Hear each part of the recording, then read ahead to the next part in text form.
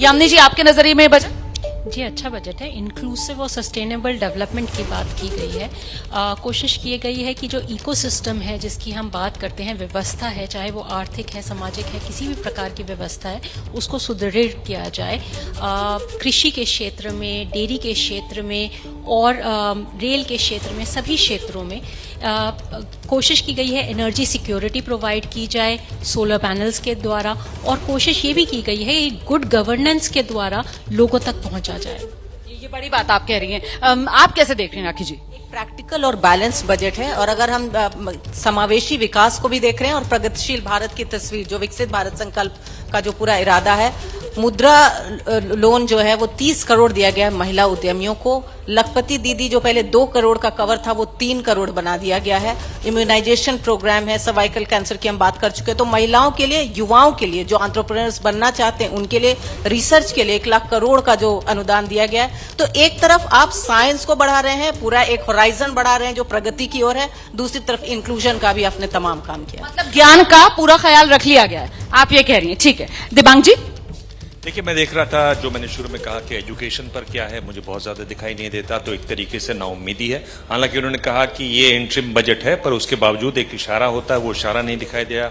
गाँव की अगर बात करें, जहां बेरोजगारी है, जहां महिलाएं हैं जिनकी हालत बहुत खराब है क्योंकि वहां भारी कुपोषण है, किसानों की अगर बात है तो उस समय वहां कोई नहीं दिखाई देता। तो एक तरीके से इस नजरिए से आप देखें जिसकी मैं उम्मीद लगाए बैठा था, और जो एक अच्छी पॉलिटिक्स, गुड पॉलिटिक्स भी होती, जो संदीप कहते हैं, जिसके बारे में लगातार बात कर रहे हैं, तो वो गुड पॉलिटिक्स भी दिखाई देती, उसको वो यहाँ हम नहीं देख सकते हैं। अगर हम बात करें फसल बीमा योजना की, तो उसमें हम जानते हैं कि जो अभी जिस तरह की योजना है, जिस तरह से वो लागू होती है, उसमें लगातार समस्याएं होती हैं। इसमें बार बार बहुत लेख लिखे गए हैं कि कंपनसेशन देर से मिलता है, जितना मिलना चाहिए उतना नहीं मिलता है, किसानों को सब इलेक्ट्रॉनिकली भरना होता है। तो वो एक तरीके से उसको नजरअंदाज किया गया, ऐसा कहा जा सकता है। ठीक है, बाकी कोशिशें की या अगले इलेक्शन थे या 2 साल के अंदर रिजर्वेशन आऊगा, लेकिन अज तक कोई एक्सपायरी डेट ही नहीं सैट की भी ये बाद आऊगा। सो कुछ नहीं पता, गल्लां बहुत सारियां हैगियां, लेकिन किते ना किते महसूस होंदा है कि ज़मीनी हकीकत जिहड़ी अज दे नौजवानां दी हैगी, किसानां दी हैगी, लोकां दी हैगी,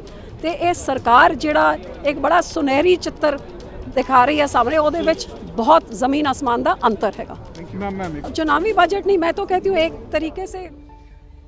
तो ये आप हरसिमरत कौर को आप सुन रहे हैं, अकाली पार्टी की सांसद हैं, और उनकी तरफ से भी बजट पर प्रतिक्रिया आ रही है। जमीनी हकीकत को कह रही है शायद ध्यान में नहीं रखा गया है। किसानों को लेकर यहाँ पर बड़ा सवाल है। राजीव जी, किसान नेता भी हमारे साथ मौजूद हैं, क्या किसानों के लिए कुछ भी नहीं है इस बजट में? देखिए, अभी एक योजना का नाम है आत्मनिर्भर ऑयल सीड्स अभियान। अब ये ऑयल सीड्स यानी तिलहन, यानी सरसों, मूंगफली, सूरजमुखी का तेल, ये सब चीजें कौन उगाएगा?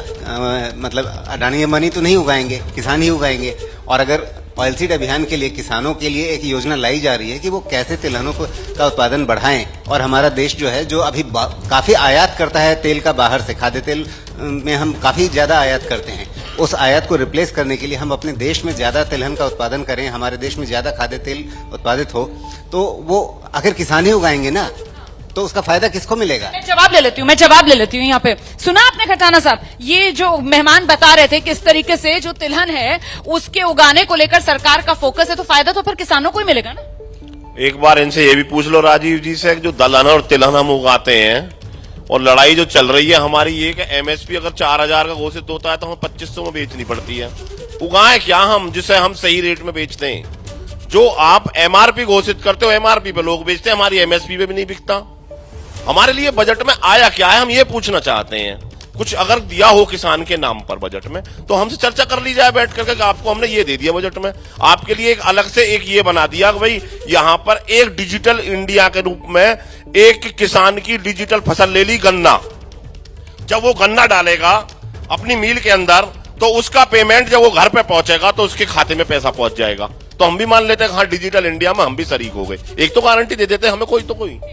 हाँ जी भाटी साहब, बात तो यही है ना कि हमारी एमएसपी की मांग तो लगातार जारी है रोमाना जी, उस पर तो कोई जिक्र ही नहीं हुआ।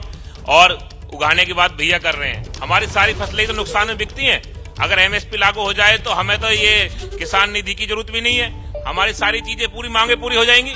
मतलब सारी की सारी दिक्कत और जो किसानों की सबसे बड़ी शिकायत वो एमएसपी, कानून, गारंटी, उस लिहाज से जब तक वो नहीं, फिर तो ये नाराजगी दूरी नहीं होगी। नहीं, मुझे लगता है किसानों की मांग अपनी जगह पे जायज है, लेकिन कहीं ना कहीं इसका एक नुकसान भी हमें देखना चाहिए कि यदि एमएसपी को आपने कानून बना दिया तो क्या भविष्य में आप एमएसपी का जो रेट है उसे अप डाउन कर पाएंगे? उसे बार बार आपको कैबिनेट में जाना पड़ेगा, फिर पार्लियामेंट में जाना पड़ेगा, एक नई तरह की व्यवस्था का जन्म होगा। इसलिए मुझे लगता है किसानों को सुविधाओं की तरफ ज्यादा फोकस करना चाहिए, और सुविधाएं मिलेंगी तो आमदनी बढ़ेगी और उससे किसान उन्नतशील होगा। आपकी बात जो निकली है वो बात बहुत दूर तक जाएगी, सब बोलना चाह रहे हैं, लेकिन पहले सुशील मोदी बीजेपी के सांसद हैं, उनकी प्रतिक्रिया आ रही है, वो सुनाना होगा। कैसा रहा बजट ये जानते हैं सुशील मोदी से। सुशील मोदी हमारे साथ में है। सर, कैसा रहा ये वोट ऑन अकाउंट जो पेश किया गया अंतिम बजट? देखिए, ये तो वोट ऑन अकाउंट था, जो पूरा बजट वो तो जुलाई में पेश किया जाएगा, लेकिन जो सरकार ने जो कुछ इसमें घोषणाएं की हैं, जैसे उदाहरण के लिए प्रधानमंत्री आवास योजना जो है उसको 2 करोड़ घरों को अगले 5 साल में और बनाने का निर्णय लिया गया है। फिर रूफ टॉप सोलराइजेशन, 1 करोड़ गरीब परिवारों के घरों की छत पर सौर ऊर्जा, और उसमें 300 यूनिट बिजली उनको मुफ्त मिलेगी। उसी प्रकार 9 से 14 वर्ष की आयु की लड़कियों को। जी, तो आप सुशील मोदी को सुन रहे थे।